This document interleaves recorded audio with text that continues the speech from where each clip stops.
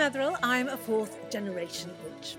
Today we're back with my ever popular Almanac series, looking at what witchcraft you can do when and why during the month of March.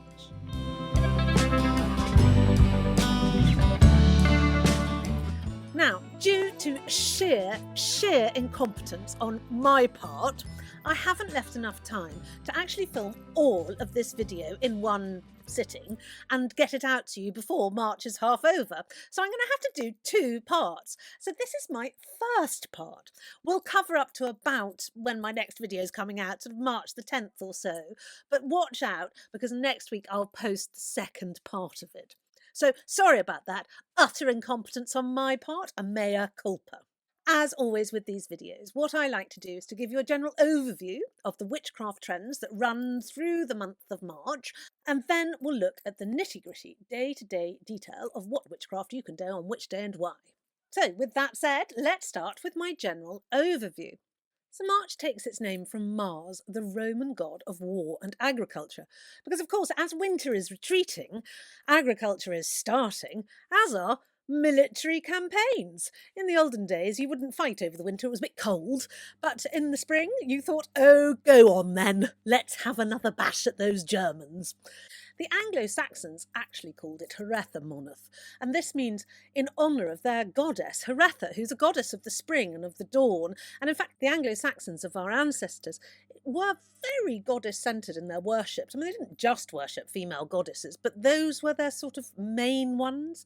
They were quite matriarchal in their deity worship. It is a time for goddesses. Many cultures consider the spring a female time of year. We do have some male formats coming in, but this March, this early spring, we had the goddess Bridget, the Greeks had Persephone, the Romans had the goddess Flora, we had Haretha. Easter was the Celtic goddess where we get our Easter from, and it is a time for the feminine deities. So should you wish to include feminine deities in your rituals at the moment, it's a great time to do so because they are at the height of their power. March is a windy month. It's one of the windy months anyway of the year, the other being September and November for some reason. However, the wind helps dry the land in March because it's soaking wet. Well, it's certainly soaking wet here. Honestly, we had a flood outside my back door the other day, and we couldn't leave our house without wearing very tall wellies. It was quite deep. I realise my drainage isn't what it should be. Oh well. March is also the time of the equinox, the vernal equinox, when the world is said to be in balance. This is not quite when day and night are in balance. That happens a few days before the equinox, called equilux, and I'll speak about that later on in my second video, because I'm not going to get there in this one. One of the greatest things to do at this time of year is to go out and greet the dawn, because the dawn and the light and the sun are coming into their power. This is when they're first really gathering steam before they hit the heights of midsummer. In my part of the world, it's only about 6:30, so it's not too early. So you can get up and go outside and have a cup of coffee and greet the dawn. And one of the finest things that you can see in the dawn is a hare. Hares can be seen because the grass isn't too long at the moment, and so therefore they're more prominent in the landscape, especially as they're out and about and it is their time for finding a mate. You know that boxing that you see of the hares when they hit each other in the fields? That's actually the Jill kicking off the unwanted attentions of the Joe. So, it's not necessarily two males fighting over a female, which we've always thought. It is actually the female going, don't think so. Hares are one of the most folkloric beasts of the English countryside. They have a lot of superstition surrounding them, such as never shoot a hare because they are were-hares or witches in disguise. And you might find that you've actually shot your next door neighbour who was galloping about the fields in hare form. They are also the familiars of the goddesses of this time, so you would incur the wrath of Haretha or Easter or Bridget. She also likes the hare at this time. So do not go around hurting your hares, because you do not want to incur the wrath of a deity.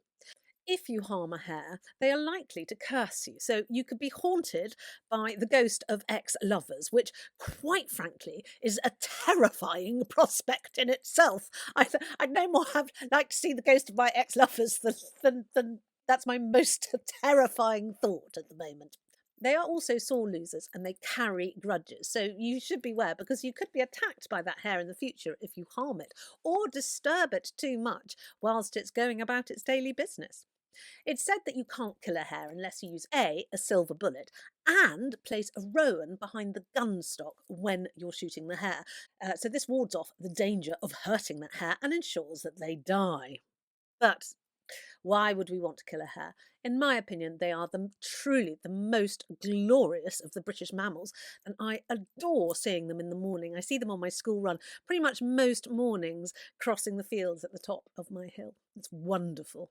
You should never eat hare as well, because they're said to harbour ancestral spirits. So you could be eating your own granny, which doesn't sound too great, does it? And they also turn mad in March. I think this is simply because they're more visible at this time of year, and you can see the joy and the springing and the bouncing and the boxing and the just general joie de vivre that they are exhibiting at this time of year. It is truly a sight to see. And finally, with hares, it's incredibly lucky to see one, because if you see a hare on the morning of Ostara, your luck will be set for the season. March is also a time to watch out for spiders. They like to come out in March, apparently. And if you play them music, they will come out and listen. Apparently, scientists have looked into this and they have discovered that spiders actually like classical music, and they will come out from their webs and have a listen. But they go in at techno. They're not a fan. So if you don't want spiders in your house, play techno loudly everywhere, and that should keep them at bay.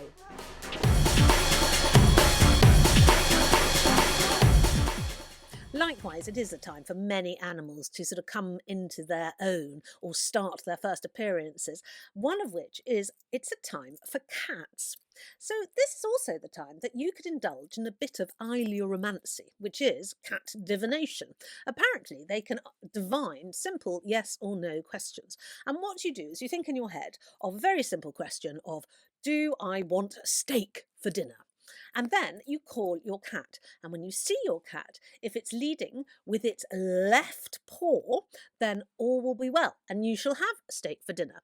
But if it's leading with its right paw, oh dear, only a little gruel for you.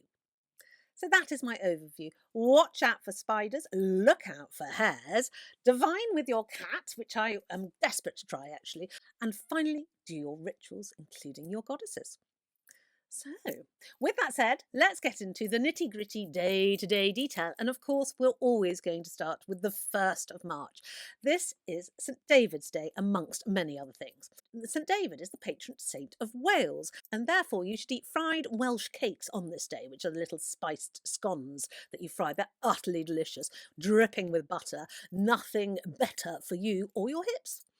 Anyway, although St David is a Christian saint, he is not really a Christian saint. I think he was adopted by the Christians and said to be a saint. His mother was this woman called Non, and Nonna gave birth to David in the centre of a stone circle. Now, anybody who is giving birth to their child in the centre of the stone circle is not a Christian by any stretch of the imagination. You know, they used to have birthing pits in these stone circles, and if it had been divined that your child was going to be great, it was one of the places where you would give birth. You would choose to give birth so they were blessed by the gods, and the gods also protected you whilst you were giving birth and made sure that all would be well.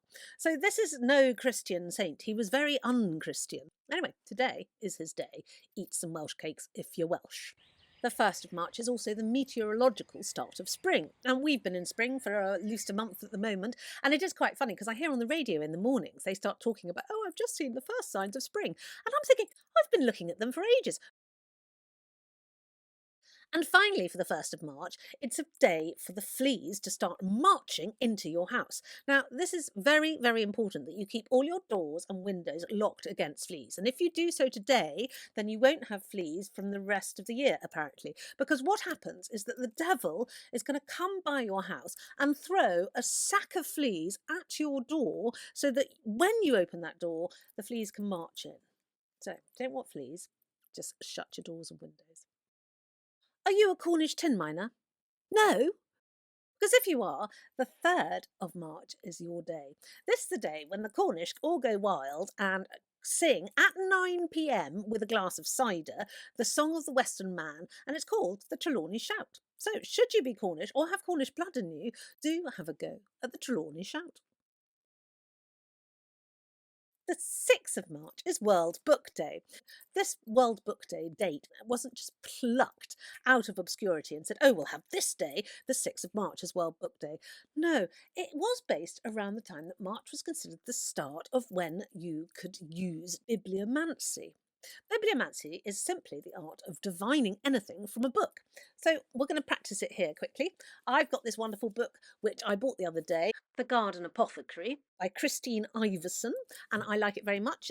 So what you do is you take your book, holding one hand on top. You think of a lovely question. And my question is, will my husband finish the bloody shower room by the end of the weekend?